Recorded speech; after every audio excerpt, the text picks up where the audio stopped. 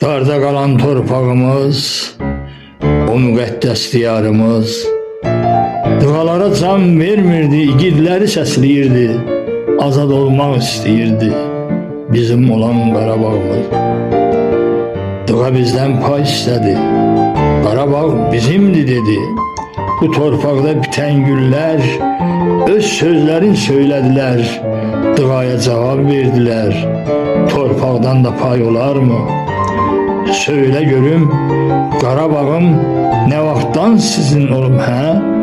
Qarabağın tarixindən bir balaca deyin görüm. Susursunuz. Dağ döşündə bitən güləm, İstəyirəm deyib güləm, o istəyə cavab verəm, torpaqdan da pay olar mı?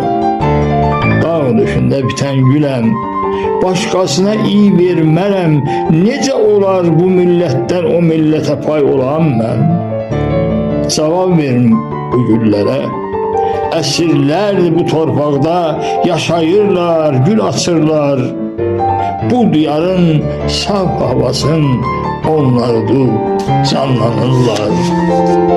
Əyyub deyər sözün düzün, dığa bilmir gülün gücün, el atarsa o dərməyə, şimşək olar tökər gözün. Bu milletin harayını görürəm sən bilmirsən, odur ki sən bu torpaqdan arsız pay istərsən.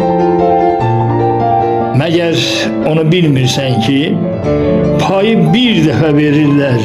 Əgər bir də pay istəsən, istəyən dili kəsirlər, görən gözü yox edirlər. Verdikləri torpaqdan da sizi bilin yox edərlər. Əyyub Səlimxanoğlu.